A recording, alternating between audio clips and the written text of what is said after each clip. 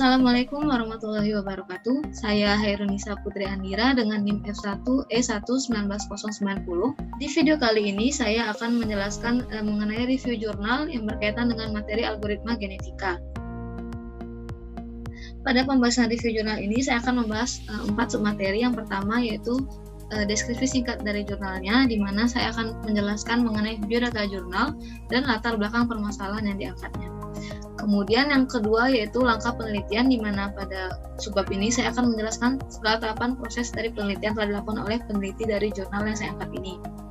Kemudian yang ketiga yaitu saya akan menjelaskan mengenai proses algoritma genetika yang dilakukan pada jurnal ini, di mana pada pembahasan ini saya akan menjelaskan segala tahapan proses algoritma genetika yang dilakukan di dalam jurnal. Yang terakhir yaitu kesimpulan, di mana saya akan menjabarkan kesimpulan dari penelitian yang dilakukan di dalam jurnal. Baiklah, kita masuk kepada pembahasan yang pertama, yaitu deskripsi singkat dari jurnal yang saya angkat ini. Nah, jadi yang pertama biodata jurnalnya dapat dilihat oleh teman-teman di layar saya sekarang ini. Jurnal ini berjudul Performance Algoritma Genetika atau GA pada penjadwalan mata pelajaran, di mana jurnal ini dibuat oleh Eva Desiana, MCom, dengan penerbitnya yaitu Jurnal Nasional Informatika dan Teknologi Jaringan atau Infotech-JAR, di mana di sini dapat dilihat nomor ISSN-nya. Nah, kemudian kita masuk kepada latar belakangnya. Jadi, mengapa nih peneliti mengangkat topik permasalahan yaitu penjadwalan mata pelajaran di jurnal ini? Jadi, di dalam dunia pendidikan itu, proses penyusunan jadwal mata pelajaran sangatlah penting pada setiap awal tahun semester. Dikarenakan proses belajar mengajar akan berlangsung dengan sangat baik apabila jadwal pelajaran tersusun dengan baik pula. Nah, untuk mencapai jadwal pelajaran yang terbaik, banyak faktor yang akan mempengaruhinya, seperti guru pengajar, ruangan kelas, hingga jumlah jam yang tersedia. Namun, untuk mencapai hal ini, banyak kendala yang dihadapi oleh suatu institusi pendidikan untuk mencapai jadwal mata pelajaran terbaiknya.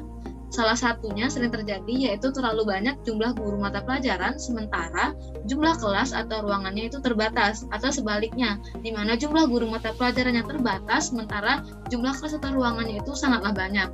Selain dari kendala ini, pembuatan mata pelajarannya pun masih dilakukan secara manual, sehingga hal ini tentu sangat mempersulit pegawai pada bidang kurikulum di suatu institusi pendidikan tersebut. Contohnya saja seperti di sekolah menengah pertama SMP atau SMA. Nah, dengan keadaan seperti inilah mengapa peneliti mengangkat topik untuk menemukan solusi jadwal mata pelajaran terbaik dengan menggunakan atau memanfaatkan algoritma genetika, di mana diharapkan dengan penggunaan algoritma genetika ini akan didapatkan solusi terbaik atau solusi optimum, di mana ditemukannya jadwal mata pelajaran yang terbaik sehingga tidak terjadi kendala-kendala atau bentrok ke depan setelah jadwal dibuat. Selanjutnya kita masuk kepada langkah penelitian. Nah, untuk penelitian ini, penelitinya menetapkan 2 batasan masalah. Yang pertama yaitu untuk penerapan algoritma genetikanya.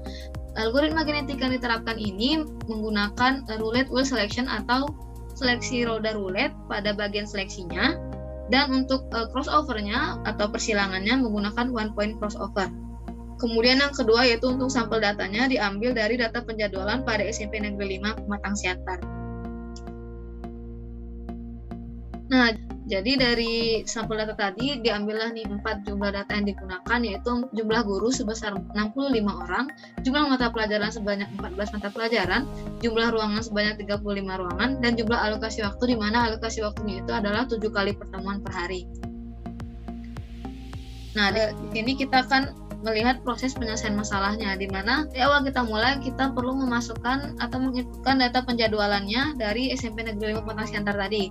Kemudian setelah kita masukkan datanya, kita lakukan proses algoritma genetika, di mana proses ini terdiri dari 5 tahapan. Yang pertama yaitu representasi kromosomnya, kemudian membangkitkan populasi awal, melakukan seleksi, kemudian proses crossover, yang terakhir itu melakukan proses mutasi, di mana diharapkan dengan rangkaian proses ini dicapailah output jadwal mata pelajaran terbaik bagi SMP Negeri 5 Pematang Siantar.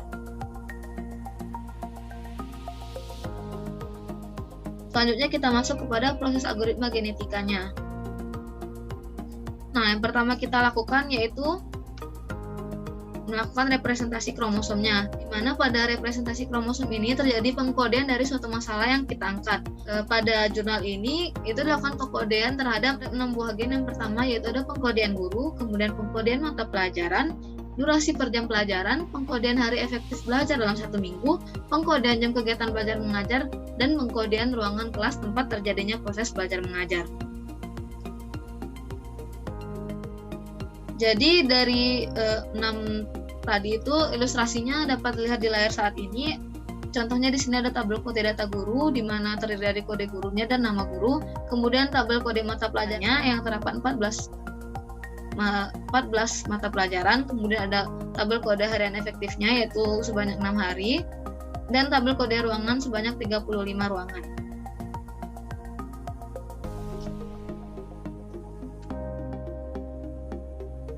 Nah, dari representasi kromosom tadi kita akan mendapatkan populasi awal atau representasi bentuk kromosomnya. Di sini dapat dilihat pada tabel berikut, yaitu di mana jumlah kromosomnya itu sebanyak 65 buah kromosom dan jumlah individunya sebanyak 4 individu, di mana pada setiap kromosom itu dapat sebanyak 6 buah gen di dalamnya. Contohnya di sini pada kromosom 1 di individu 1 ada 6 buah gennya, itu gen 1, 1, 2, 2, 1, 3 dan seterusnya begitu.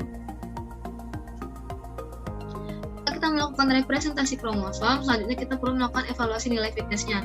Jadi nilai fitness ini akan dihitung berdasarkan jumlah pelanggaran yang terjadi pada setiap slot kromosom di dalam suatu individunya.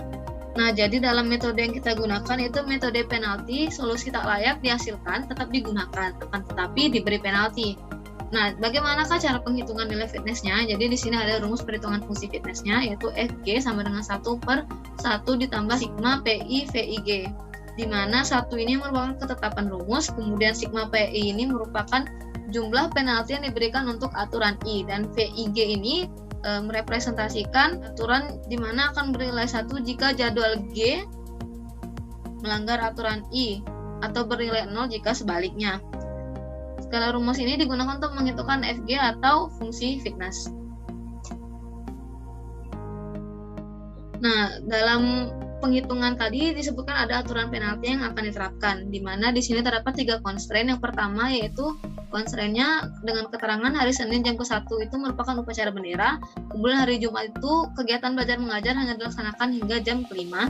Yang terakhir pada constraint 1 ini hari Sabtu kegiatan belajar mengajar atau KBM hanya dilaksanakan hingga jam ke-6, di mana nilai penalti untuk constraint 1 ini sebesar 1. Kemudian untuk constraint 2 dengan keterangan 1 kelas hanya diajarkan oleh 1 guru mata pelajaran, dengan nilai penalti yang dimilikinya juga berjumlah 1. Dan untuk constraint terakhir itu constraint ketiga, di mana 1 orang guru masuk di hari dan jam yang sama tetapi ruangannya berbeda. Kemudian ada 2 orang guru masuk di hari, jam, dan ruangan yang sama.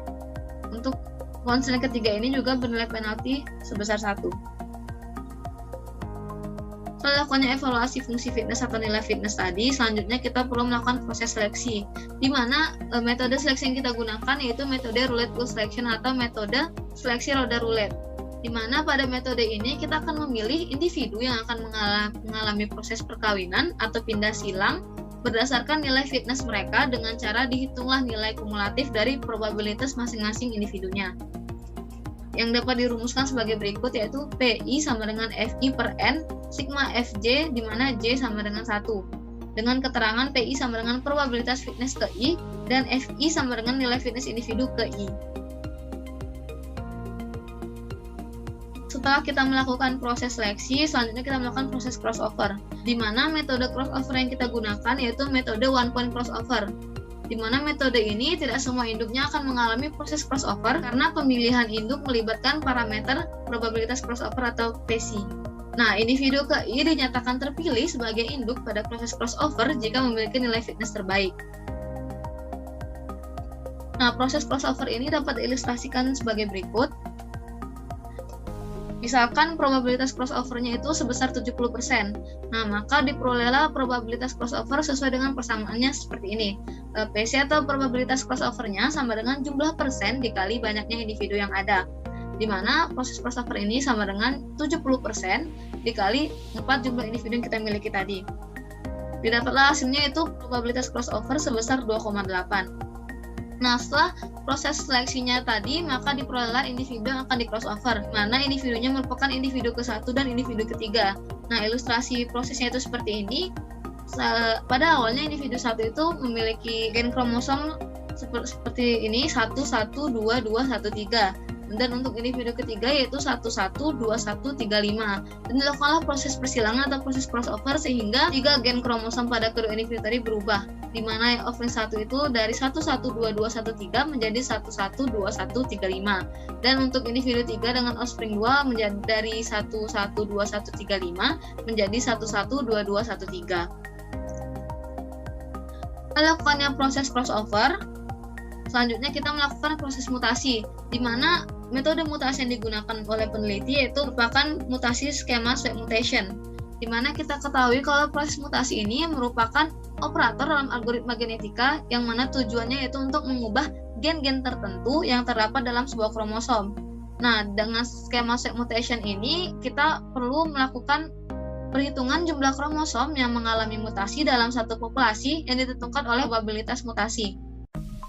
Di mana proses mutasi itu seperti ini. Yang pertama kita lakukan yaitu kita perlu menghitung jumlah gen yang ada dalam populasinya. Di mana perhitungan dilakukan dengan itu jumlah individu dikali banyak gen dalam individu. Di mana tadi jumlah individu kita itu sebanyak 65 individu dikali banyak gen dalam individu yaitu sebanyak 6 buah gen. Jadi 65 dikali 6 menghasilkan 390 buah jumlah gennya. Setelah kita menemukan jumlah gen yang ada dalam populasi, kemudian kita perlu menghitung jumlah gen yang akan mengalami mutasi dengan parameter probabilitas mutasinya itu telah kita tentukan sebelumnya. Nah, pada jurnal ini peneliti menentukan kalau probabilitas mutasinya itu sebesar 10%. Maka didapatlah probabilitas mutasinya itu jumlah persen dikali jumlah gennya, di mana 10% dikali 390, sehingga didapatkanlah probabilitas mutasinya yaitu sebanyak 39 jumlah gen yang akan dimutasi. Nah, ilustrasi proses mutasi itu seperti ini. Offspring 1 dengan offspring 2 dilakukan proses mutasi, terjadilah pertukaran kromosom setelah mutasinya, di mana seharusnya di sini menjadi 112115 dan offspring 2 menjadi 112233. Berdasarkan proses algoritma genetika yang telah kita lakukan, kita mendapatkan 4 parameter pengujian, di mana itu jumlah individunya sebanyak 65 individu, kemudian probabilitas crossover-nya sebesar 0,7, probabilitas mutasi sebesar 0,1 dengan generasi sebanyak 100 generasi. Nah, dengan parameter pengujian tadi kita mendapatkan hasil pengujian sebagai berikut. Dapat dilihat di tabel pada saat ini, kita dapat melihat adanya rata-rata total crash yang terjadi sebanyak 4,5 dengan rata-rata nilai base fitness-nya yaitu sebesar 0,19452381. Nah, dapat kita tarik nih kesimpulan dari hasil pengujian dengan menggunakan parameter 100 generasi, kemudian probabilitas crossover-nya sebesar 0,7 dengan probabilitas mutasi sebesar 0,1 dan jumlah individu sebanyak 65, kita mendapatkan hasil algoritma genetika terbaik itu pada generasi ke-80 yang menandakan di generasi ini juga terdapat kromosom terbaiknya, di mana generasi ini hanya memiliki total crash sebesar 2 total crash dengan nilai base fitness-nya itu nilai base fitness terbaik yaitu sebesar 0,33, sehingga dapat kita tarik kesimpulan bahwa semakin banyak jumlah individu yang diterapkan maka akan semakin baik pula hasil yang akan diperoleh. Dari sini itu dilihat kalau hasil terbaik itu pada generasi ke-80, sehingga pada generasi ini juga terdapat kromosom terbaiknya. Nah, dari serangkaian kegiatan pemrosesan penemuan jadwal mata pelajaran terbaik yang telah kita lakukan tadi, dapat ditarik kesimpulan sebagai berikut. Yang pertama yaitu penerapan algoritma genetika pada penjadwalan mata pelajaran memiliki performa yang cukup baik. Kemudian keberhasilan penerapan algoritma genetika dalam mencapai global optimum sangat dipengaruhi oleh beberapa nilai parameter yang diterapkan. Semakin banyak jumlah individu yang dibangkitkan pada pemrosesan algoritma genetika ini, maka akan semakin sedikit jumlah crash atau jumlah bentrok yang terjadi, sehingga kita mendapatkan solusi optimum atau solusi optimal yang semakin lebih baik pula.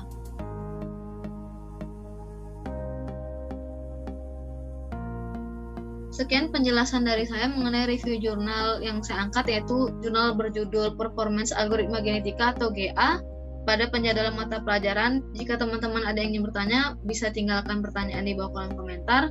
Saya akhiri dengan wassalamualaikum warahmatullahi wabarakatuh.